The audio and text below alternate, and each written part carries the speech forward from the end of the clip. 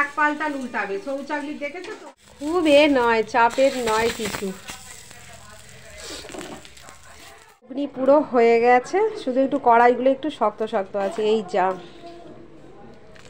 একটু চেপে। বন্ধুরা, কি রান্না করব এই ভেবে আর পারি না। তো অবশেষে সেই ফুলকপি, শীতের ফুলকপি, তো ফুলকপির ঝাল বসিয়ে দিয়েছি। আর দেখতে পেয়েছো ওই যে পাবদা মাছ আছে, পাবদা মাছের একটু সর্ষে পোস্ত দিয়ে ঝাল করব। আর সব থেকে ফেভারিট একটা রেসিপি কী বলো তো, সর্ষে শাক ভাজা। তো ভাজাটা বসিয়ে দিয়েছি, ওই ভাজা দিয়েই আমি এক থালা ভাত খেয়ে নিতে পারবো।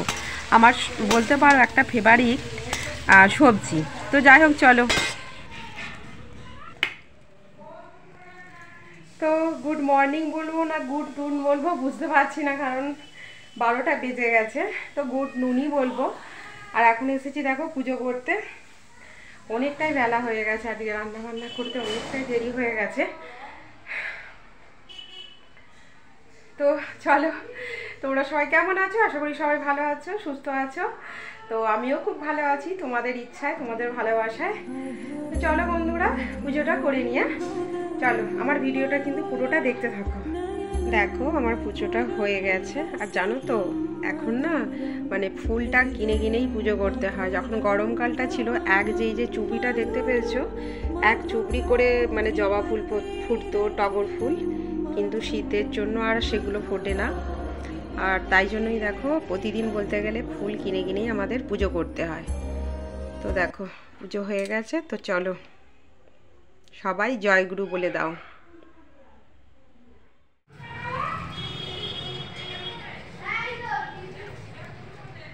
এই যে একটু রোদ পোয়াচ্ছি, রোদ বেরিয়েছে। আমি এখানে চলে এসেছি রোদ পোয়াতে।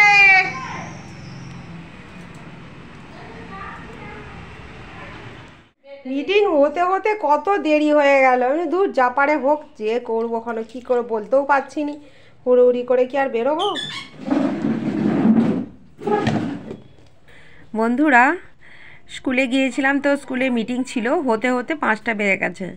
তো স্কুল থেকে তড়িঘড়ি ফিরে এসে এখন পিঠে করব বলে চালটাকে বেটে নিলাম। তো মিক্সিতেই বেটে নিলাম।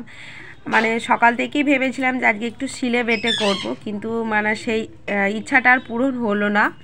আর ওটা কি বেটেছি বলো তো, বিউলির ডাল।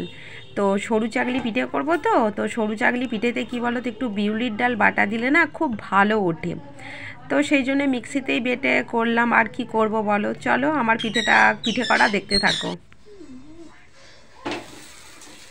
এক পাল্টা উল্টাবে। সরু চাকলি দেখেছো তো, একদিকটা সাদা থাকবে, আরেক দিকটা গেঞ্জি কাপড়ের মতো হয়ে থাকবে, বুঝেছো? দুদিকে থাকে নাকি সরু চাকলি। জানো তো, বিয়ের আগে এসব কোনো কিছু করতে পারতাম না। তখন ভাবতাম যে মা কি করে এত কিছু পিঠে করে। তো যাই হোক, ঠাকুরের কৃপায় মোটামুটি মানে খুব ভালো না পারলেও খাওয়ার মতো পেরে গেছি। তো আজকে 3 রকম পিঠে করব। তো প্রথমে করছি সরু চাগলি পিঠে, যেটাকে গেঞ্জি পিঠেও বলে। তো সেটাই করে নিচ্ছি। আমাদের তো উনান নেই, তাই গ্যাসেতেই করছি। আর করতে করতে কি বলো তো, বরের সাথে বলছি যে এখন বন্ধ করো, বরকে একটু ভিডিও করতে বলছিলাম। তো সেই সব কথাই বরের সাথে বলছিলাম। তো যাই হোক বন্ধুরা, আমার পুরো ভিডিওটা তোমরা দেখতে থাকো। আর যদি তোমাদের ভালো লেগে থাকে আমার এই ভিডিওটা, অবশ্যই কমেন্টে জানিও। ভালো লাগলেও জানিও, খারাপ লাগলেও জানিও। তো চলো পুরো ভিডিওটা আমার দেখতে থাকো, আর আশা করি তোমাদের ভালো লাগবে।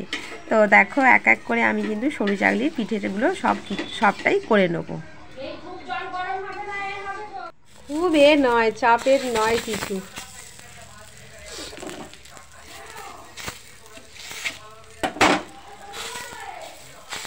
আর এটা কি করছি বলো তো, পাটি সাপটা পিঠে। এমন কপাল আমাদের, জানো একটা নারকেল পর্যন্ত নেই যে পুর তৈরি করে পাটি সাপটা পিঠে করব। তো শেষমেশ কী করলাম, মাখা সন্দেশ 150 গ্রাম কিনে নিয়ে এসে তো এইভাবেই করছি। আর কি করব বলো। এই যে পিঠে করতে বসেছি। তো পাটি সাপটা হয়ে গেছে, আর সরু চাগলি যে পিঠেটা সেটা হয়ে গেছে। এখন করব মালপোয়া করব। তো কড়াইতে তেল গরম করতে দিয়েছি, আর তোমাদেরকে দেখাচ্ছি ব্যাটারটা যেটা তৈরি করেছি। এই যে ব্যাটারটা এইটা, আর এই যে এখানে হয়েছে দেখো পাটিসাপটাটা করেছি, আমি করেছি।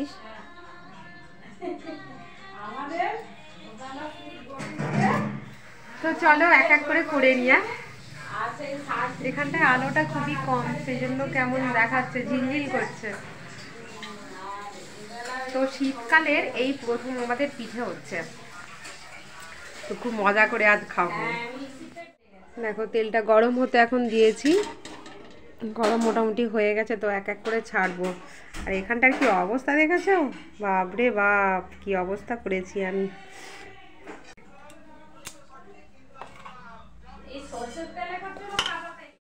অবশেষে এখন করছি মালপোয়া। তো সুজি ময়দা দিয়ে মালপোয়া তৈরি করছে, তার সাথে খেজুর গুড় দিয়েছি বলে একটু লাল লাল ভাব বেশ ভালোই হচ্ছে। তো 3 রকম আজকে পিঠে তৈরি করলাম।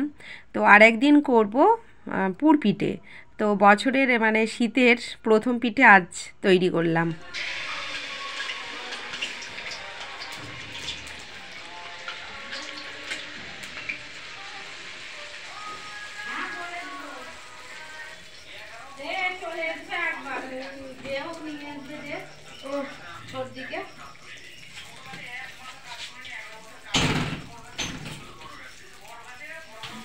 এরকম করলে আরো এই জিনিসটা ভালো হয়।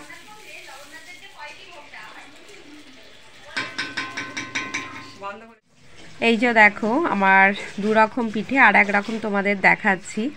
তো দেখো কেমন হয়েছে, কত সুন্দর না, মানে এত লোভ লাগছে। আমি যখন করছিলাম তো করতে করতেই আমার ছেলেও খেয়ে নিয়েছে, বড়ও খেয়ে নিয়েছে, শুধু আমি খাইনি। তো এই যে দেখো 3 রকম পিঠে আজকে তৈরি করলাম, তো খুব ভালোই তো লাগছে দেখতে, একটু কমেন্টে জানিও।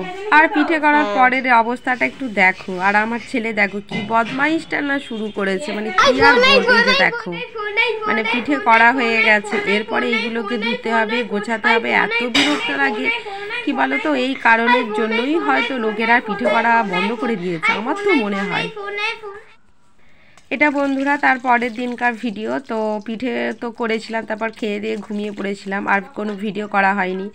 তো আজকে হলো আবার একটা বিপদ আমাদের, মানে কি বলো তো, কিছুদিন আগে একটা লোক মারা গিয়েছিল, তো তার কাজ হয়ে গেছে, সাধ্য শান্তি হয়ে গেছে, তো তার আবার আজকে দোষ ছাড়াচ্ছে।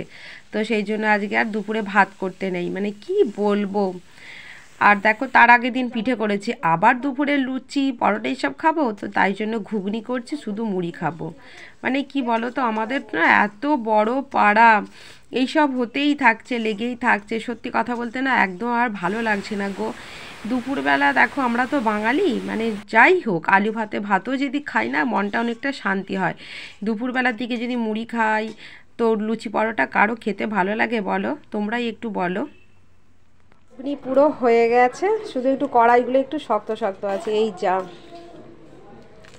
একটু চেপে মানে চাপা দিয়ে রেখে দেবো আর 5 মিনিট, তাহলেই হয়ে যাবে।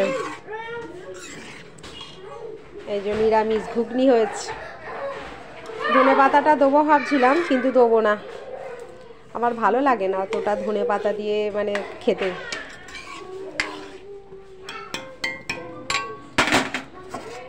তো এটা একটু চাপা দিয়ে দিই, তাহলে ঘুগনির যে কড়াইগুলো একটু আছে না শক্ত শক্ত, সেগুলো একটু ঠিক হয়ে যাবে। তো চলো।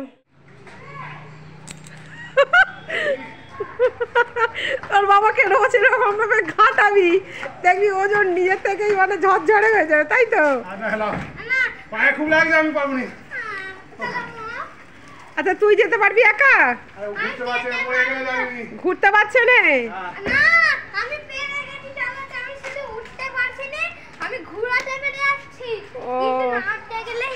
আচ্ছা ঠিক আছে, বাড়ি আসতে যাবি তো? আর বাবা অত এ করতে পারবে?